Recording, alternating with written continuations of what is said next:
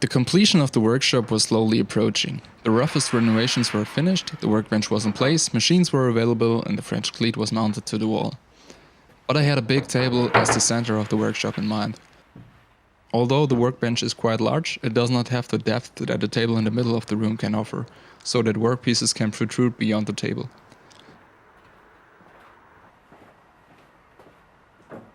A big table could also stand in the way, so I wanted to build the whole thing modular. 4 smaller tables should transform into one big table. The tables will be a simple construction of construction beams and MDF boards, just like my workbench. The design was heavily influenced by Bob Claggett's modular tables from the YouTube channel I Like to Make Stuff. A single table will be 1.5 meters in depth and 61 centimeters wide. The 4 tables together then make up an area of about 1.5 times 2.5 meters, or 3.75 square meters. I've already built a similar table with the same basic dimensions. It houses my table saw. The table saw shall be integrated into the table, so I only need to build 3 more tables.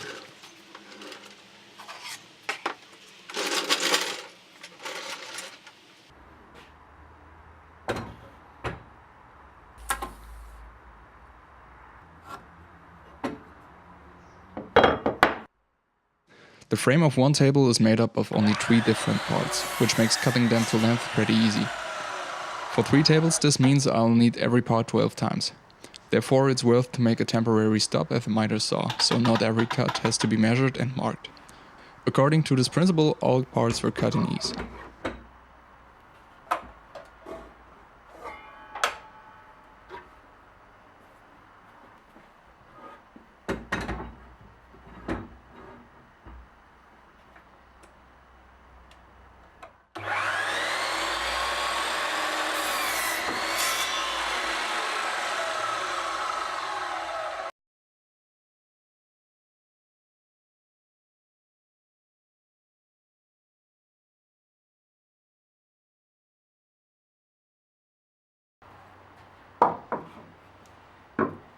The rough sawn beams still had to be planed, so that the tables would be rectangular later.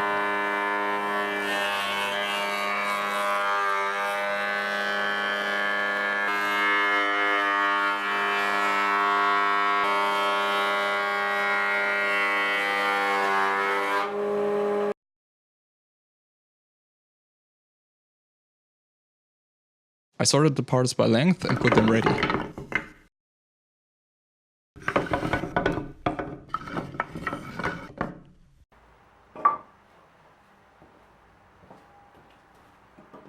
Every screw had to be pilot holed so the wood doesn't splinter, and every joint had to be secured with 3 screws to get a strong connection that can't wiggle.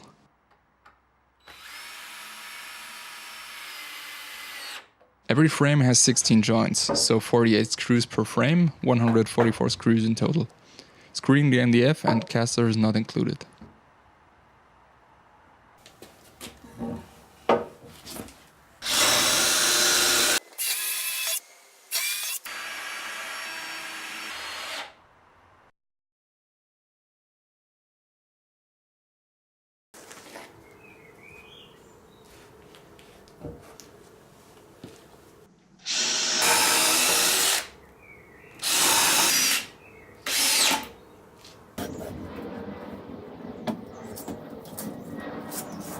Talking about castors, I wanted the table to be easily movable, so it should stand on rolls. Therefore, I ordered these rubberized double castors. They can turn 360 degrees and won't rust. The castors have a built-in brake. Originally, I wanted a complicated system where you can fold the castors away completely, so the table stands on its feet. I didn't trust simple brakes and thought the contacting surface area of a wheel would be too small to be able to brake the table and would easily slip away. But all doubts should turn out to be unreasonable. The castors worked great. With a brake applied, the table stands safe and secure, just as if they had no rolls at all. I had the MDF boards already cut to size in the DIY store, mainly to make the transportation easier. The bottom plates should be easy reachable storing room. Bottom and top plates were secured with 4 screws each, so I could easily replace the MDF boards in case they get damaged, just like my workbench.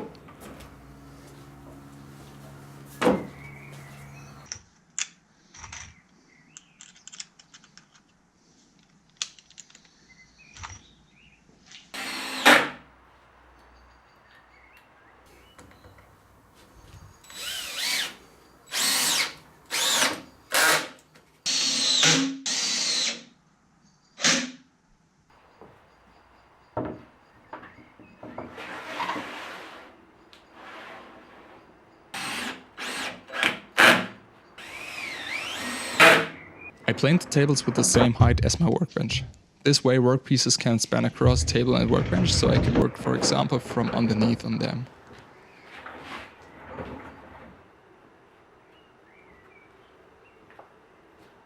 After the same procedure, I have now finished the remaining tables.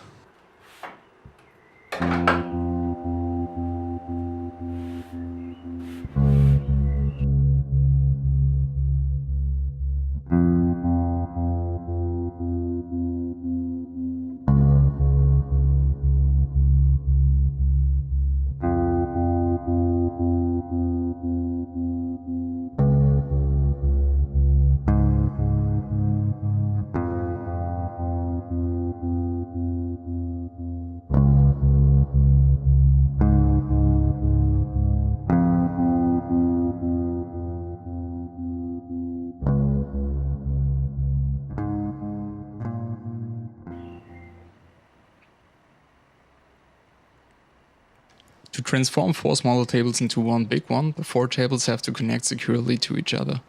The connection shall not be permanent, the system shall remain modular and flexible. To accomplish this goal, I ordered these toggle joints. They look like a bottle opener, but bond 2 plates together tight and secure.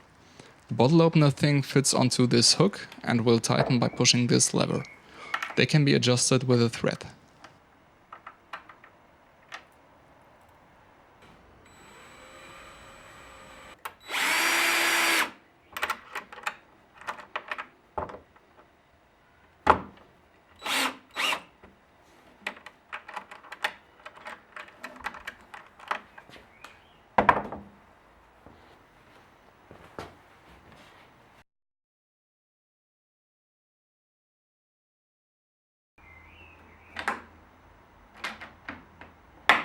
Now I can use different size variations, for example 2 mid-size tables instead of one big one.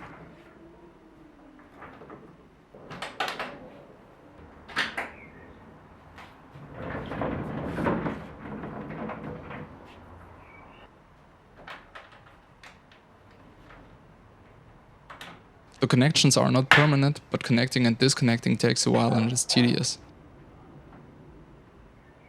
Therefore, I wanted to try out magnets, just like Bob Clagett did for his tables. It's a known thing, magnets make everything better. So I ordered these Neodyne Magnets. The package says they'll hold up to 12 kg, which should be enough.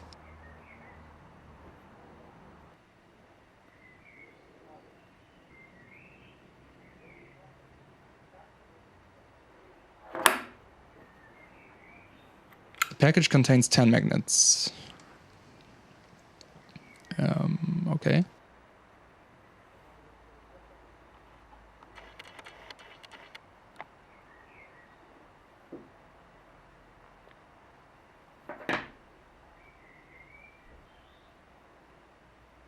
The package contained 9 magnets. According to the description, they are quite brittle, so one should treat them carefully.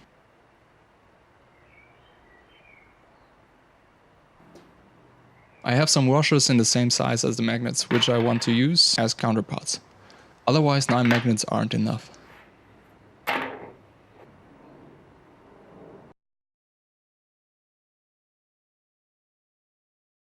Using a Forstner bit, I drilled some recesses in the size of the magnets into the frames.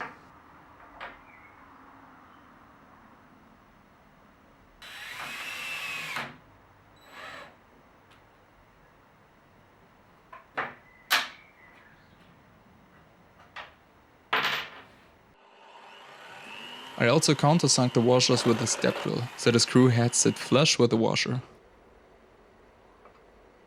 I ordered washers and magnets in a way so they always oppose each other.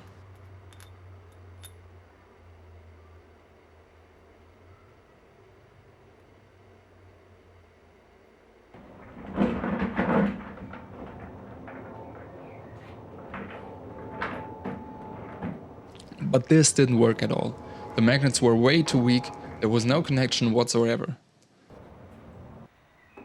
I just accepted it as a failure and can still use the magnets as a bit and screw holder.